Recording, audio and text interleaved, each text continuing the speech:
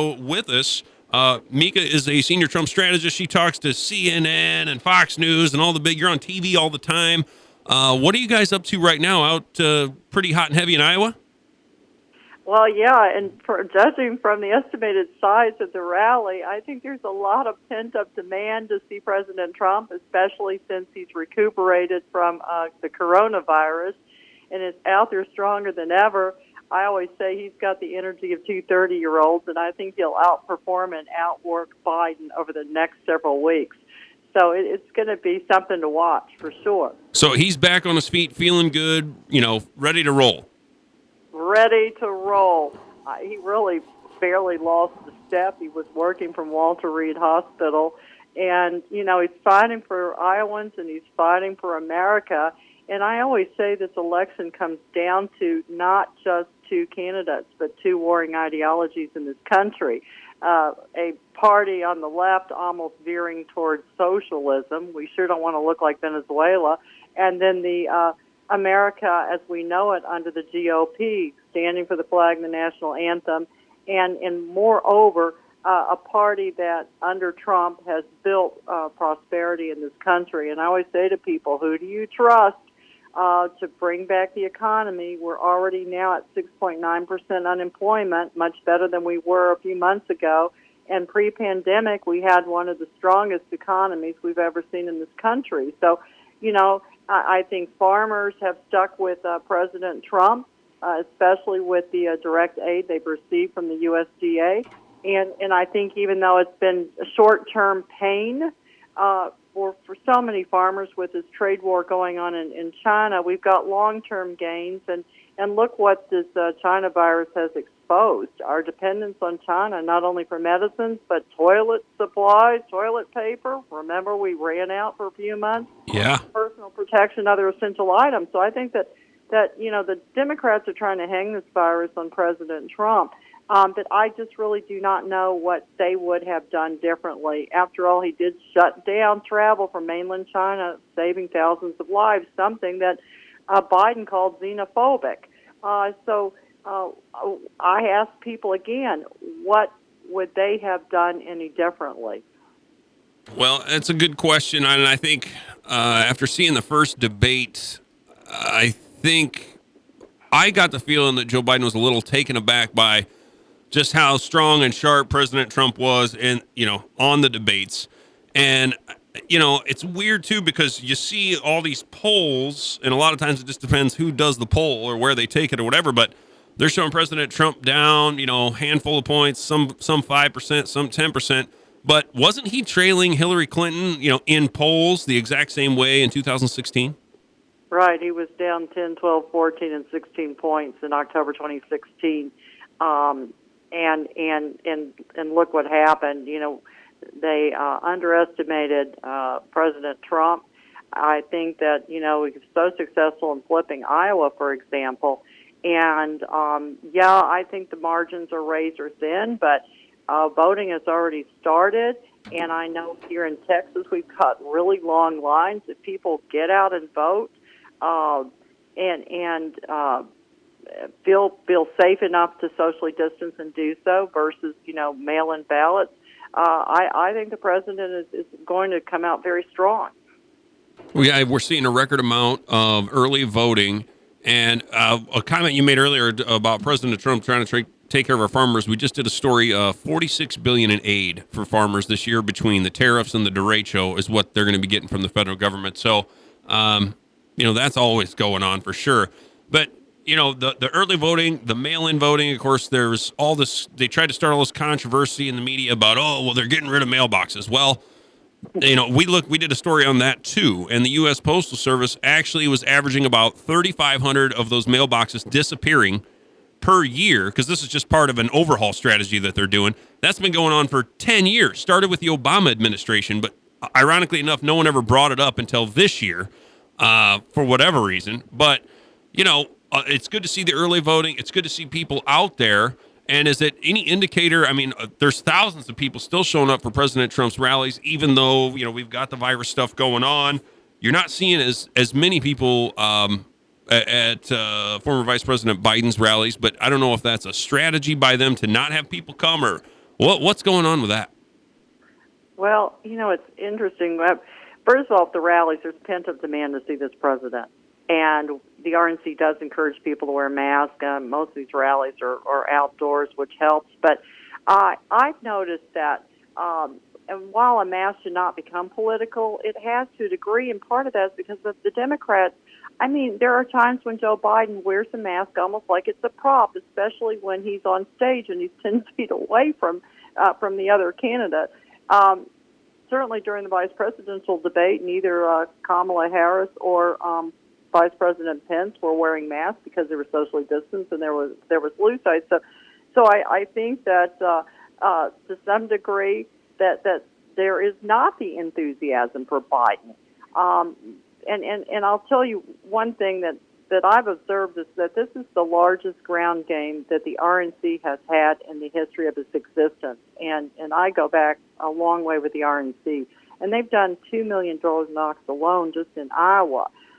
This was a strategy that was criticized by the Democratic Party, and now they're trying to catch up and do door knocks. So it's really interesting. They're taking a page out of the Trump playbook. And I think that they recognize that they are behind and that most people have already made up their mind. Yeah, and I think that's true. I saw a political cartoon the other day with someone, there was a guy in the cartoon wearing a shirt that said undecided voter, and there was 2 unicorns standing next to him saying, "You exist?" I think you're right. And obviously, there's going to be certain states that are going to go one way. There's going to be certain states that go the other way. And then, of course, there's the states where you're not sure that could go either way. That's really where you guys are hitting hard and heavy, like the state of Iowa. Now, President Trump is in Des Moines today. Is that correct? That's correct. And I still think that flipping Iowa blue is as tough as putting socks on a rooster. Same with Texas. The states that are in play, for example, and that are purple are states like Arizona. But even if President Trump lost Arizona, as long as he wins in Pennsylvania, he's fine. I think very strong in Florida and very strong in Ohio. And so it's going to come down to what? Michigan, Wisconsin, possibly Iowa again. Although I think that we're pretty optimistic with our internal polling. But Iowa's important to us, and that's why we want to see people get out and vote. And vote for platforms, even if you don't like, for example, Trump's communication style, and some people don't. But think about what he stands for, and also the Supreme Court, and having 2 conservative Supreme Court justices is a lasting legacy for the Trump administration. I think maybe the only person tougher might be Amy Coney Barrett. Man, she is like made of steel. I don't care who you are, what side you're on, or whatever. She's an impressive lady. Even the New York Times I saw yesterday said she'll get confirmed because she seems pretty bulletproof and very honest. That hey, I'm not anyone's pawn. She obviously knows how to take care of her business as a mother of 5 and then 2 adopted kids as well. Served under another justice. She knows what's going on. And, I don't know. She's just been very impressive. It'll be interesting to see how all this pans out here before the election. Well, yes, and I mean, certainly what she was subjected to in yesterday's hearing from some of the Democrats, like Senator Hirano out of Hawaii, who asked her if she had ever committed a sexual assault crime. Was she reminding us of the very painful hearings during Kavanaugh? I thought some of the questions and comments were absolutely disrespectful, outrageous. And here is Judge Barrett, just steady, she's solid.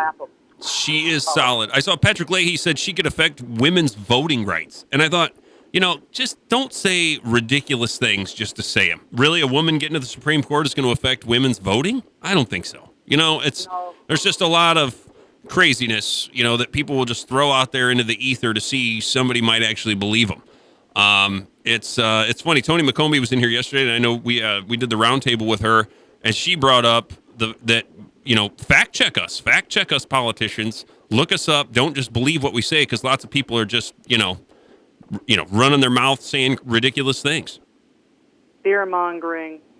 Yeah. Fear's a motivator, and obviously nothing moves that quickly on the Supreme Court anyway.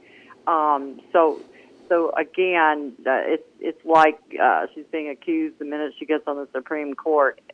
Everything's going to flip, including affordable health care, and that's not going to happen. So again, that's the Democrats. What card do they have to play? I heard Kamala Harris yesterday during the hearing blaming the Republicans for nominating a Supreme Court justice rather than going forward with talks on the stimulus. And the fact is that the Republicans have presented all sorts of deals, skinny deals, you name it, any kind of deal. And Nancy Pelosi will not budge. She's obstinate. She doesn't want to give the president a win. So the Democrats are just quick to blame the Republicans for everything that they are not doing in their do-nothing Congress. Well, and I know when he started a recovery, bombed out a bunch of tweets like, "Hey, we've got extra money from the CARES Act. Let's do $25 billion for the airline industry right now. Send me the bill. I'll sign it." And I think that kind of unhinged them because he flipped the coin on them and said, "Okay, now it's on you. We can do this. We can help all these people right now, but we're not going to do this big deal. Let's just do these little ones." And they didn't want to do that. So hopefully they get something done, to the benefit of everyone. I know you're super busy because you guys are traveling and stuff, but I had one more question if you have time for it. How surprising, and really with what's going on, it's not surprising, but typically your Fraternal Order of Police, both nationally and locally, go a Democrat, or they don't support, they don't endorse anyone. And this year, our Fraternal Order of Police, which is basically like the policeman's union, is supporting President Trump. Now, I don't know how many votes that turns into or how that works, but just the notion of it, how big of a deal is that for President Trump as a man who describes himself as the law and order president? It's absolutely huge. And if you'll recall, Biden did not even discuss looting during the Democratic National Convention. It wasn't important enough to him. He was more interested in talking about protests, which are fine as far as they're peaceful. But, here in Austin, Texas, I live in a liberal city, and the Texas Police Association has put up signs outside of our city, billboards that say, "Enter at your own risk," because the liberal city council just defunded the police. $150 million. Oh, my goodness. Therefore, I think ads like I think some of your listeners have probably seen the ad or heard it. If you call 911, press 1 if it's a murder, press 2 if it's a rape, press 3. We'll get back to you in 10 days. I mean, I think that the police have felt unappreciated in these liberal cities, and no one has their back, and they certainly put their life on the line for us every single day. So I think that for President Trump to receive that kind of endorsement really is remarkable, but it's also a vote of confidence that he cares about the men and women in blue who serve this nation. Well, and that's, if you've got kids, they start talking about defunding police. The first, and I've got 5, the first thing that goes through my head is, how do I protect my kids? And so that's a big deal. And I feel like initially the Democrats were jumping all over this defund the police, and they have backed up quickly because of the backlash from just normal folks who are like, what are you talking about? You can't do that. That's crazy. So, we'll see how things play out. I sure appreciate you calling. And if you do have any more time before the election to call us a few minutes or whatever it is, one more time, we would sure love to have you back. Oh, I'd love to. And always enjoy doing your program. Thank you for inviting me on. All right. Well, Mica Mosbacher, a senior Trump strategist on the campaign trail right now. Can you hold on just a second for me, Mica? Absolutely. All right. We'll be right back here